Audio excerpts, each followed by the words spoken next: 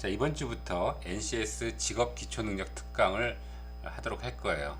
지금 교재는 해커스 NCS라는 교재를 우리가 사용을 할 겁니다. 해커스 NCS 교재를 보시면 이렇게 생겼는데, 이게 지금 하반기에도 또 최신판이 나와서요.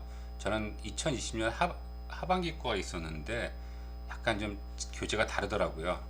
완전히 개편된 건 아니고 순서를 좀 바꿔놨어요. 그래서 제가 그것에 대해서 옛날 교재, 새 교재 체크하면서 이야기를 할 겁니다. 자, 이 교재는 직업 기초 능력 평가를 거의 주로 썼는데요. 여러분 다 뭐 NCS 직업 기초 능력 하시면 10가지 능력이 있다는 건 알고 있죠. 의사소통, 수리 능력, 문제 해결 능력. 그 외에도 뭐 자기 개발, 자원 관리, 대인 관계, 정보, 기술, 조직 이해, 직업 윤리, 이렇게 10가지가 있습니다. 이러한 10가지를 다 시험을 보느냐? 그렇지는 않아요. 여기 보시면 예를 들어서 한국철도공사 같은 경우에는 이렇게 의사소통, 수리 능력, 문제 해결, 이 3가지만 시험을 보고요. 그리고 한국전력공사 같은 경우에는 의사소통, 수리 능력, 문제 해결 능력, 그리고 나서 또 자원 관리, 정보. 이건 이제 뭐 커말 같은 거 있으면 되겠죠. 뭐 이런 식으로 일단 요 3개는 항상 포함돼서 우리가 뭐 핵심 능력이라고 이야기를 합니다. 이 핵심 능력은 거의 시험을 보고요. 뭐 시험을 안 보는 곳도 있긴 있어요.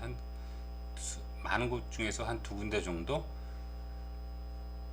그래서 일단 요 3개의 능력을 확실하게 띄고 본인이 가고 싶어하는 곳에 따라서 추가적으로 어떤 기초 능력을 할 것인가를 우리가 찾아봐야 됩니다. 그래서 이번 우리가 방학 동안에는 요 3가지 핵심 능력을 다 보도록 할 거예요. 개괄적인 설명은 여러분들이 학기 중에 많이 본 적이 있기 때문에 개괄적인 설명은 좀 많이 생략을 하고 문제풀이 형식으로 좀 하려고 하고 있습니다. 문제풀이에 많은 시간을 좀 할애를 하고자 하고 있습니다. 우리가 이렇게 특강을 듣는 이유 중에 하나가 혼자서 이제 진도를 나가면 진도가 잘 안 나가잖아요. 그런데 이렇게 교재를 잡고서 진도를 쫙 빼면 그냥 자기가 출석만 하면은 그 책을 한 권 다 보게 되고 또 그것에 대해서 새롭게 공부하게 되는 계기가 되니까 이런 특강이 필요한 것 같아요. 자, 첫 번째 이제 의사소통 능력에 대해서 우리가 공부를 하도록 하겠습니다. 의사소통은 이제 커뮤니케이션이라는 뜻인데, 커뮤니케이션이 잘 돼야지만 회사가 잘 돌아간다는 것은 너무나 당연한 것이겠죠. 이 의사소통의 사전적 의미는 의사를 전달하고 또 전달받아서 상호 교류하는 것이 의사소통의 사전적 의미입니다. 직장 생활에서 왜 의사소통이 필요하냐면요, 의사소통을 잘 해야지만 생산성이 향상이 되고요, 그리고 사기 진작이 되고, 그리고 각 부서에서 어떤 정보가 잘 전달되기 때문입니다. 결국에는 이제 정보를 공유한다는 뜻인데요, 이걸 통해서 사기 진작을 한다는 이야기는 팀워크도 향상되고 그리고 능률도 향상이 됩니다. 이 커뮤니케이션이 직장 내에서는 가장 중요한 능력 중에 하나라고 생각을 하고 있습니다.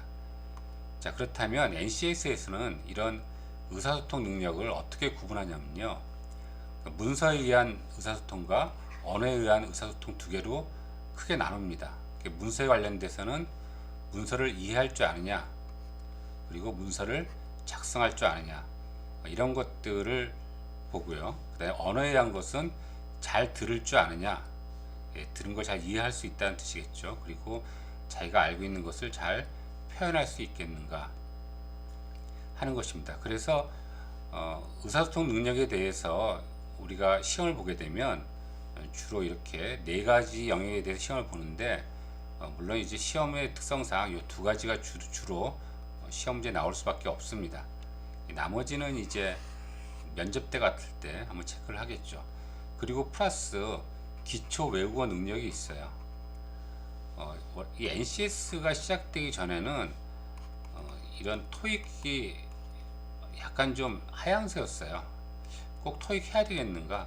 뭐 그 회사에서 영어를 쓸 일이 없는데 꼭 해야 되겠는가? 라고 했는데 이 NCS 표준이 만들어지면서 기초 외국어 능력이 중요한 능력이다 라고 우리가 인식이 되면서 토익을 다시 평가하는, 그래서 뭐 토익이 뭐 대체적으로 일반적인 직장 가려면 750점 이상은 정도는 맞아줘야 된다고 이야기를 하고 있죠. 요즘 어떤 영화 나오는 거 보니까 그건 이제 90년대긴 한데요. 90년대는 800점만 넘으면 엄청 잘하는 사람이었습니다. 토익이. 그러니까 그럴 수도 있겠지만 뭐 600점 넘는 거를 목표로 이제 토익 학원을 다니는 그런 영화가 나와 있죠. 하지만 지금은 이제 2020년대니까 600점 갖고는 안 되고요. 한 750점 정도 돼야 되고요. 뭐 물론 이제 950점 정도 되면은 무지하게 좋긴 하겠지만 어쨌든 토익이 지금 여러분들 시험 보면은 뭐 300에서 400 이렇게 되어 있는데 과거에는 뭐 토익은 포기하지 라고 생각했었는데 이 기초 외국어 능력이 의사소통 능력의 큰 파트로 자리 잡은 이후부터는 여러분들이 꼭 토익을 공부를 하셔야 됩니다. 자, 그렇다면 이제 이 네 가지 능력에 대해서만 우리는 이제 이야기를 할 것이고, 이건 여러분들이 각자 뭐 토익 공부를 하든가 해서 해결하시기 바랍니다. 자, 문서 이해 능력이라는 것이 무엇인지 한번 보도록 하겠습니다. 문서 이해 능력이라는 것은 문서를 읽고 그 다음에 내용을 이해하고 그 내용 중에서 중요한 요점을 파악해서 그걸 어떻게 한다고요? 예, 행동으로 옮기는 겁니다. 또는 뭐 전달을 하거나요, 어떤 대화의 주제를 삼거나 뭐 이런 식으로 되는데 어쨌든 이런 것들 다 행동이죠. 그래서 이걸 파악한 다음에 그 다음에 어떤 행동을 할 것인가 하는 것들이 문서 이해 능력입니다. 자, 문서를 읽는다고 되어 있었는데 이 문서가 여러분 직장에 가면 여러 가지 형태로 다가옵니다. 문서의 종류에 대해서 잠깐 이야기해 보도록 하겠습니다. 문서는 공문서가 있고 기획서, 기한서, 보고서, 그리고 다음 페이지에 보시면 설명서, 보도자료, 자기소개서, 이메일, 비즈니스 메모가 있습니다. 그 중에서 이제 공문서하고 기한서가 좀 많이 이제 우리가 쓰는 것인데, 공문서는 일단 대외적인 경우에 작성하는 문서입니다. 그러니까 어떤 기관에서 어떤 기관으로, 그러니까 다른 기관이죠. 다른 기관에서 다른 기관으로 보내는 그런 경우에 우리가 공문서를 사용합니다. 뭐 대내적으로 쓴다 이렇게 되어 있는데, 보통 대내적으로 쓸 때는 정부 행정기관이 굉장히 크니까요. 뭐 행정안전부에서 무슨 교육부로 보낸다거나 뭐 이런 식입니다. 결국에는 서로 부처 간에 이제 서로 보낼 때 공문서 형식을 따라서 우리가 보내게 됩니다. 이 공문서는 엄격한 규격이 있어요. 그 양식도 있고, 그래서 또 최종 결재권자의 결재까지 있어야지만 문서로서의 기능이 성립됩니다. 자, 그것에 비해서 기한서도 좀 공문서 비슷하긴 한데요. 이것은 회사 내에서 이 회사 내에서 서로 부서 간에 이렇게 보낼 때, 그럴 때 사내 공문서 형식으로 보내는 것이 기한서라고 할 수 있습니다. 그래서 여러분들이 공문서와 기한서를 구별할 때 이것은 외부적으로 보내는 문서가 공문서고 내부에서 우리가 하는 것이 기한서라는 것을 알 수가 있습니다. 기한서도 당연히 결제가 있어야 되겠죠. 여러분, 이게 어떤 문서에 대해서 승인하는 것을 결제라고 하고 돈을 결제하는 것은 결제 이렇게 쓰죠. 뭐 당연히 알고 계시겠지만 잠깐 이야기했습니다. 예, 그리고 기획서가 있습니다. 뭐 기획서는 뭐 아이디어 기획서, 마케팅 기획서, 어떤 사업 기획서 이런 것들이 다 기획서인데, 어, 이게 한때는 굉장히 유행을 했었고, 또 어떤 때는 또 뭐 특별하게 뭐 현대에 누가 회장이 취임했는데 우리 회사는 이제 PPT를 없애겠다. 그거 만드느라고 시간 들이지 마라. 그냥 간단하게 한 장 써서 내라. 이렇게 됐는데 실제로는 이 PPT의 시간을 많이 뺏겠다는 것보다도 이 PPT를 통해서 그 사람이 갖고 있는 생각을 얼마나 잘 표현하느냐 이게 되게 중요하거든요. 그래서 어떤 경우에는 굉장히 좋은 아이디어인데 이렇게 문서 한 장을 냈을 때 그것이 잘 어필하지 못하는 경우도 있어요. 그래서 결국에는 또 이게 살짝 없어지고 역시 어쩔 수 없이 기획서는 PPT로 만들어야 된다는 것이 또 요즘에 또 추세입니다. 그래서 이 기획서는 뭐 부서에서 무슨 일을 하고 싶을 때, 뭐 아이디어를 낼 때, 뭐 아이디어를 내고 싶지 않죠. 보통 일하는 사람들이 그냥 시키는 것만 하려고 하는데 이것도 시키는 것 중에 하나예요. 아이디어를 내시오 이렇게 시키기 때문에 아이디어를 낼 수밖에 없어요. 그렇게 되면 그것을 기획서 형식으로 해가지고서 그것을 뭐 제출하거나 또는 발표하게 되는 그런 일들이 벌어집니다. 그런데 이 기획서는 진짜 잘 쓰게 되면 이 기획서는 회사 내에서 쓰는 경우도 있지만 외부적인 용도로도 많이 씁니다. 요즘 정부나 지자체 같은 데서 굉장히 회사에 많은 지원을 해줘요. 지원을 해줄 때 기획서를 심사를 합니다. 이거 심사하기 때문에 이 기획서를 잘 만들어서 이 정부 지자체의 지원을 받게 되면 재정적으로 큰 도움이 되고 본인들이 할 수 있는 것들을 본인의 돈이 아니라 지원금을 통해서 해결할 수 있기 때문에 굉장히 좋은 기회가 되고 있죠. 그래서 일단 이 기획서는 내가 무슨 NCS를 본다 이런 차원이 아니라 굉장히 필요한 능력이에요. 기획서를 잘 쓴다는 것은. 제가 가끔 이제 학생들한테 옛날 이야기 비슷하게 하는 적이 있었는데 우리 학과에서 경영학과에서 기획서를 잘 쓰는 전공은 뭐 여러분 기획서를 잘 쓰려면 공모전을 많이 나가야 되겠죠. 공모전 많이 나가는 게 이제 마케팅 뭐 공부하는 친구들 그리고 그러니까 콘티라든가 에드메이커, 뭐 이스트 이런 동아리 있는 친구들이 많이 냈어요. 그런데 어떤 친구가 저한테 이제 졸업한 데 찾아왔어요. 그래서 어디 근무하냐 했더니 카스 맥주 회사에 근무하고 있대요. 그래서 어떻게 들어가게 됐냐 했더니 자기가 인턴으로 들어갔대요. 인턴으로 들어갔는데 100명 중에서 4명 정식으로 채용했대요. 4명을. 근데 여기 뽑힌 거예요. 그래서 야, 너 학교 다닐 때 별로 크게 두각을 나타내는 친구가 아닌데 어떻게 인턴 100명 중에 4명 뽑혔냐 라고 물어보니까 그 100명에서 4명 뽑을 때 어떤 테스트를 했냐면 기획서 테스트를 했답니다.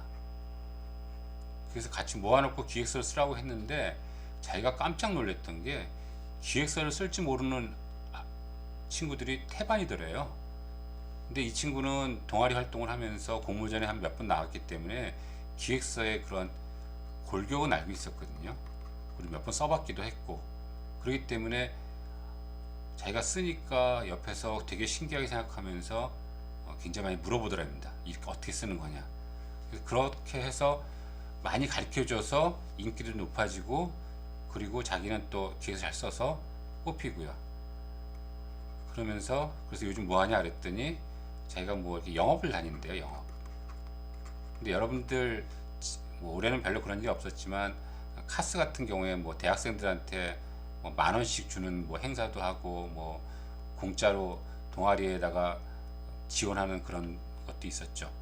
그런 것들이 다 아이디어였는데요. 이런 것들이 다 기획서 형태로 해서 채택이 되고 그 채택이 돼서 어느 정도 그 영업 실적이 올라가면 인센티브를 받았대요. 그래서 너 얼마나 받냐 그랬는데 그 친구가 들어간 지 첫 해였거든요. 첫 해인데 7,500만 원 받았다 그래요. 제가 그 얘기를 깜짝 놀랐어요. 그러니까 본인은 그 기획서를 쓰는 능력이 그렇게 중요한지 몰랐죠. 그냥 혼자 다니기 심심하니까 동아리에 들어서 동아리에서 공모전 한다 그러니까 그냥 따라서 공모전 몇 번 했는데 결국엔 이렇게 좋게 쓰이게 된 겁니다. 그래서 기획서 이거 되게 중요합니다. 자, 그리고 기획서가 아니라 어떤 특정 일에 관한 현황, 진행 상황, 그리고 결과 이런 것들을 보고할 때는 사내에서 보고서 작성을 하게 되어 있습니다. 설명서, 보도자료. 보도자료를 가지고 시험 문제가 많이 나오죠. 정부 기관에서 어떤 정책이나 무엇을 실천하게 되면 그것에 따라서 어떤 기업도 전략 방향을 정해야 되거든요. 그렇기 때문에 보도자료를 잘 보고서 기업 상사들은 잘 모르니까 기업 상사들한테 보고를 하는 겁니다. 이번에 산자부에서 어떤 일을 한다고 하는데요. 저희도 한번 들어가야 되지 않을까요? 뭐 이런 식으로 상사한테 알려주고 또 이것을 어떤 전략으로 삼기 위해서는 보도자료를 잘 읽고 해석할 수 있어야 됩니다. 보도자료를 잘 읽고 해석한다는 얘기는 대부분 이제 신문에 나와 있으니까요. 신문을 많이 봐야 되겠죠. 여러분들 지금 보통 네이버나 다음에서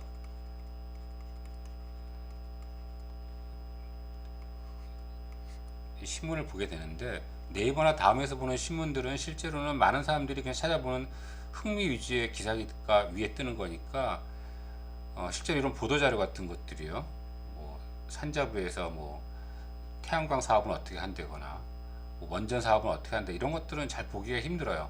그런 것들이 사건 사고가 돼서 나중에 회자가 되면 그때서나 기사에 뜨고 그렇기 때문에 실제로는 좀 진짜 페이퍼로 된 신문을 읽어보는 것이 중요할 수 있습니다. 자, 그 다음에 이메일이요. 이메일도 실제로는 형식이 좀 있죠. 그래서 그것은 이제 이메일은 보통 쓰게 되면 영어로도 많이 쓰게 돼요. 그래서 영어로 이메일 쓰는 것도 좀 알고 계셔야 됩니다. 자, 이렇게 굉장히 많은 문서의 종류가 있는데 시험 문제에 나오는 경우는 이제 보도자료, 그리고 공문서, 기한서 이런 것들이 주로 시험 문제에 나오고 있습니다. 자, 예를 들어서 이런 문서가 있어요. 그러면 여러분들 보시기에 어떤 게 공문서고 어떤 게 기한서인지는 아시겠죠? 기한서라고 써 있으니까 기한서라고 써서 되는 경우가 없는데 기한서라고 써 있군요. 이거는 기한서죠, 당연히. 이건 당연히 기한서고. 그러니까 회사 내부에서 이렇게 보내는 공문이고요. 이거는 공문서인데 어디서 보내는 겁니까? 부패방지위원회에서 보내는 건데 수신자가 하도 많아서 수신자 참조되어 있는데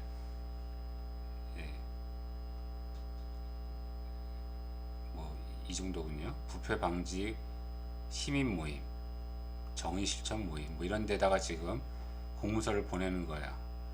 공문서를 보낼 때 이런 식으로 수신자 제목 이렇게 들어가 있고요. 공문서는 이렇게 되어 있습니다. 수신자 제목, 그리고 내용이 들어가 있는데 내용을 이렇게 1, 2, 3 이런 식으로 쓰는데 첫 번째는 인사말이에요. 그냥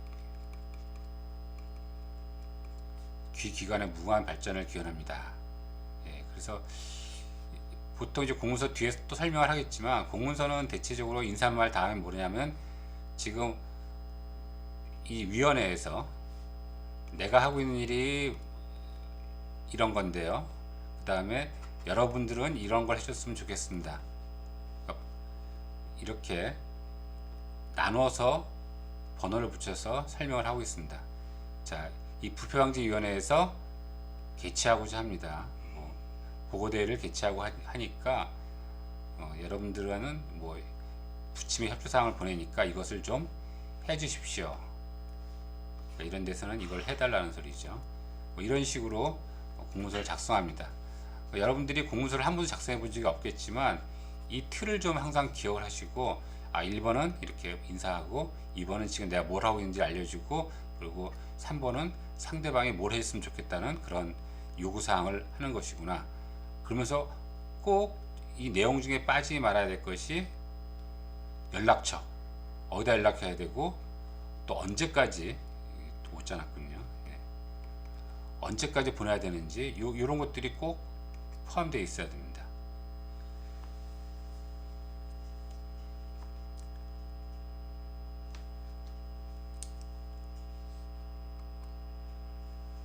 자, 그리고 문서 작성 능력은 뭐 여러분들이 아마 회사에 들어가면 회의록을 굉장히 많이 작성을 하게 될 거예요. 회의록.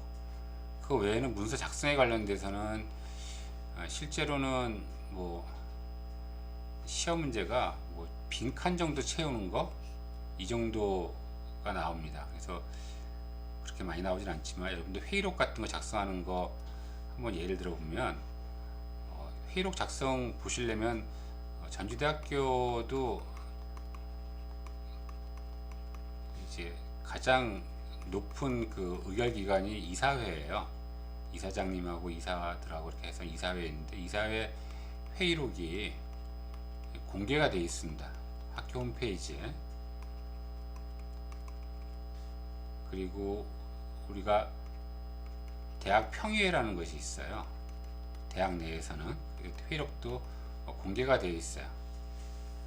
그걸 보시면 어떻게 회의록이 작성되는지 알 수가 있을 거예요. 그래서 한번 여러분들이 이것은 시험 삼아서 한번, 뭐 상식이죠. 상식 삼아서 한번 보도록 하세요. 회의록 작성은 보통 이제 두 가지 형태입니다. 쉽게 여러분 생각하실 때 두 가지 형태인데, 어떤 형태가 있냐면 녹취 스타일이 있어요. 두 번째가 요약 스타일이 있습니다. 녹취 스타일 같은 거는 좀 민감한 사안이나 어떤 의결을 하고 그럴 때, 누가 의견을 냈는지가 중요할 때는, 예를 들어서 뭐 이사장님이 뭐라고 얘기했고, 그 다음에 A라는 이사가 이렇게 답변했고, B라는 이사가 이렇게 얘기를 했고, 이것들을 다 쓰는 겁니다. 그런데 요약인 경우에는 그렇게 뭐 논란이 되지 않고 논의할 사항이 없는 경우에는 요약식으로 무엇과 무엇에 대해서 논의함, 무엇이 의결됨, 뭐 이런 식으로 이렇게 노트 요약하듯이 요약해서 회의록을 만듭니다. 예, 그리고 회의록마다 이렇게 사인이 있어야 되겠죠. 이 회의록이 위조된 것이 아니라고 나중에 효력을 가지려면 맨 마지막, 회의록이 이제 여러 장이에요. 여러 장인데 맨 마지막에만 사인을 하면 중간은 그 위조될 수 있다고 생각해서 여기 페이지마다 다 사인을 합니다. 근데 만약 사인할 사람이 10명쯤이면 이 중간중간에 사인하는 것은 그 중에서 한 3명 정도 이렇게 선택해서 부탁드려 가지고 여기다가 다 페이지마다 사인을 하도록 하고 있습니다. 이런 것이 이제 회의록 작성 예제니까 여러분 상식선으로. 그리고 이게 회의록은 참 사람들이 쓰기 싫어하는 거거든요. 그래서 여러분 회사에 들어가면, 이건 막내 몫입니다. 막내 회의록 작성에 이렇게 되면, 이 회의록 작성이 그렇게 생각보다 쉽지 않은데 막내한테 하기에는 굉장히 버거운 일이죠. 그래서 굉장히 많이 당황을 합니다. 그래서 여러분들이 회의록은 어떻게 작성되는지를 평소에 좀 봐두실 필요가 있어요. 그렇지 않으면 갑자기 회의록 잘못 써가지고 혼날 수도 있습니다. 자, 의사소통 능력의 세 번째 능력, 경청 능력입니다. 경청 능력은 잘 듣고 공감하는 거예요. 여러분, 공감이라고 이야기를 하고 있는데,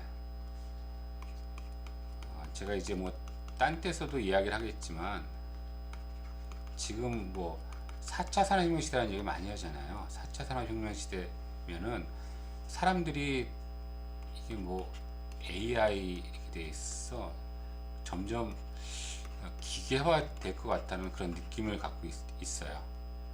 하지만 실제로는 이것에 대응해서 인간만의 특징을 갖는, 그러니까 인간이 어떤 자리를 차지하려면, 인간이 어떤 가치를 발휘하려면 이 AI가 못 갖고 있는 이런 공감 능력을 갖춰야 된다 라고 이야기를 많이 하고 있습니다.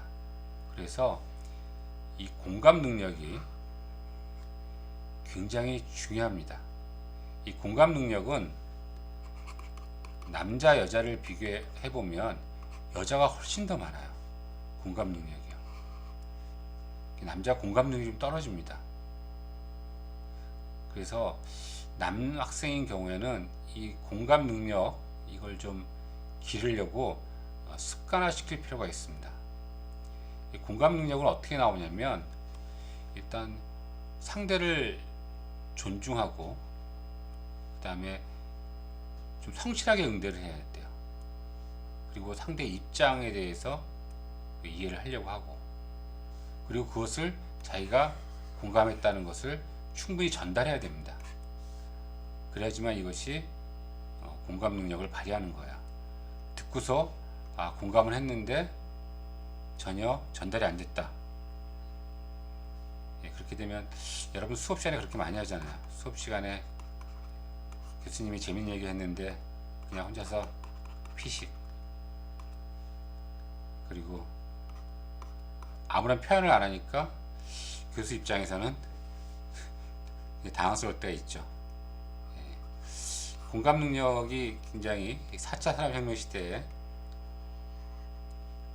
우리가 갖고 있는 특별한 능력이라는 것을 꼭 기억하시기 바랍니다.